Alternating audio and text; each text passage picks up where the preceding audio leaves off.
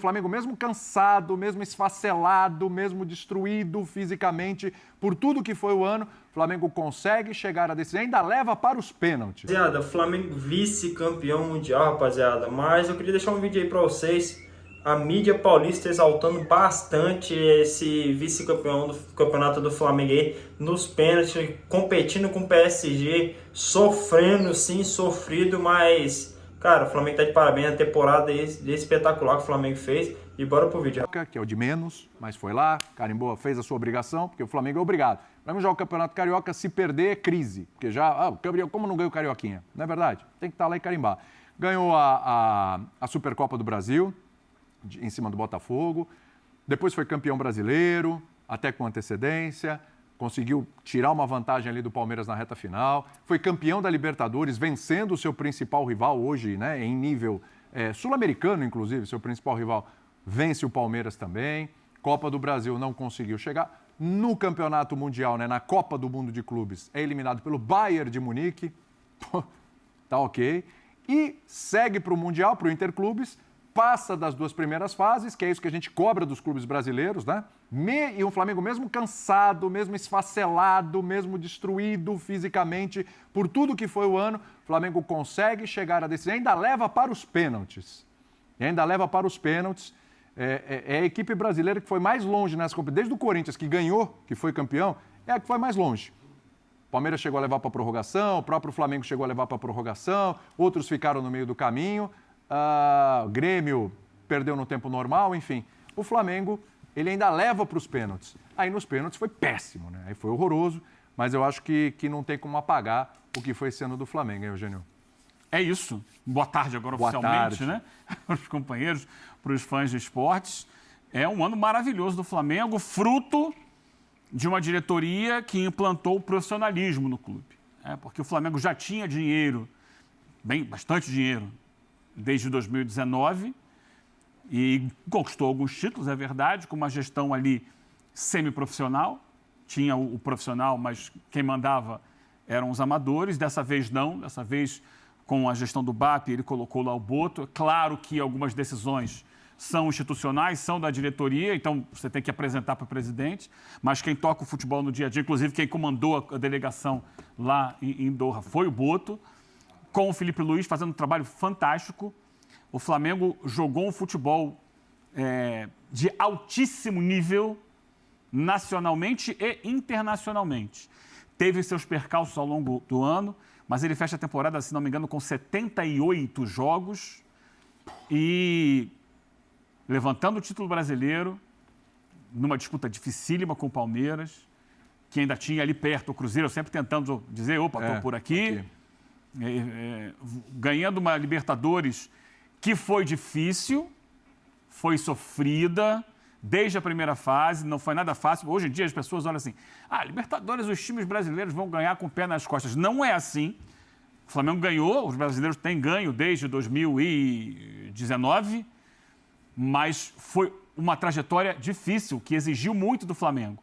Isso tudo você vai somando. Sim. Com um Mundial de Clubes no meio do ano que aumentou ainda mais a exigência, um Mundial de Clubes onde o Flamengo consegue ganhar um time como o Chelsea, depois sucumbe para uma equipe superior, como foi o Bayern de Munique, e hoje perde nos pênaltis, ou seja, o jogo em si é um empate. Empate no tempo normal, empate na prorrogação, e nos pênaltis vai muito mal para um time que também é superior. Então, se você comparar as atuações do Flamengo contra o Bayern de Munique e contra o Paris Saint-Germain, que são times com um nível técnico muito semelhante, o Flamengo melhorou. Ele mostrou uma evolução contínua ao longo do ano. E chegou muito forte, porque para alcançar esse jogo final, ele enfrentou o Cruz Azul, que foi um adversário muito difícil, de muito bom nível técnico. Depois enfrentou o Pirâmides, que tinha lá também a sua qualidade. Para poder chegar a um jogo como esse, em que ele começa nervoso, mas ele vai aos poucos entrando na partida e ele disputa, ele compete. O Flamengo competiu. Não foi um jogo brilhante do Flamengo, como também não foi do Paris Saint-Germain. Sim. E não tem qualquer diminuição do interesse do Paris Saint-Germain no jogo, muito pelo contrário. Você vê pela comemoração. Os caras foram comemorar mesmo. Como eles levam uma torcida gigantesca de Paris para Doha, claro que com a ajuda do pessoal lá. Ganharam em casa, né? Do Catar, jogaram em casa. Mas o quanto que foi valorizado o jogo pela imprensa francesa, pelo clube. Então, tem muito mérito. Tem muito mérito. Não ganhou. É do futebol, você ganha e você perde.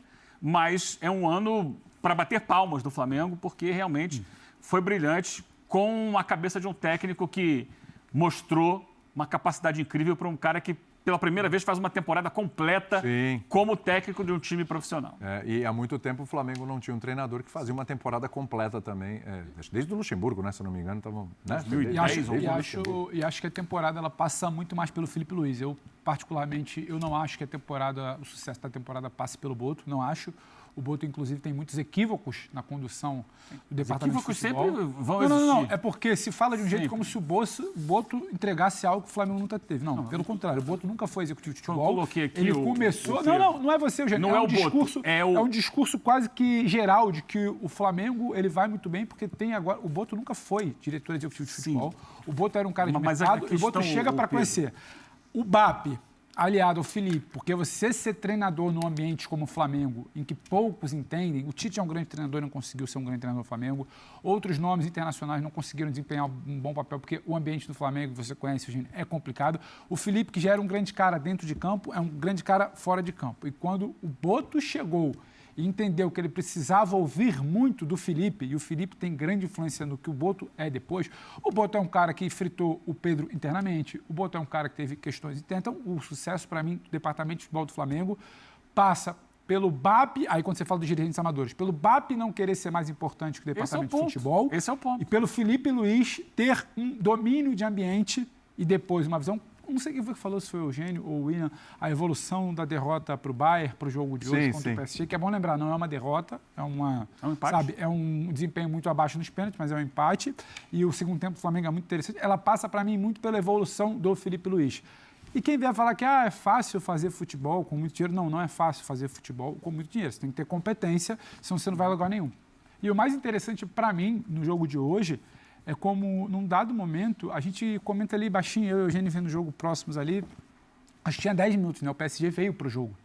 Não é que o Flamengo jogou contra o adversário morto, e o Birner já passeou aqui diversas vezes sobre a mobilização do Paris para esse jogo. Então, o Flamengo, cara, encrenca, deixa um jogo muito encrespado contra o PSG que queria jogo.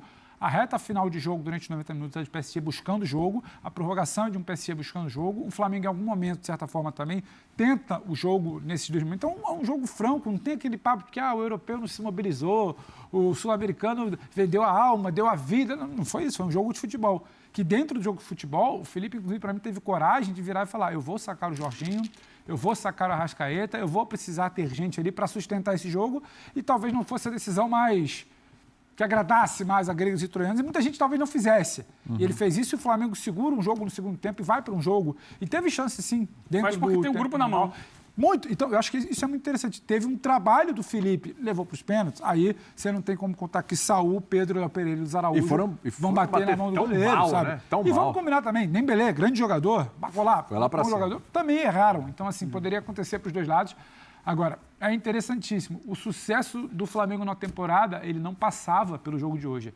Ele poderia ter sido coroado com o Mundial de hoje. Era um extra. Claro. É, agora, mas, assim, a temporada continua um sucesso.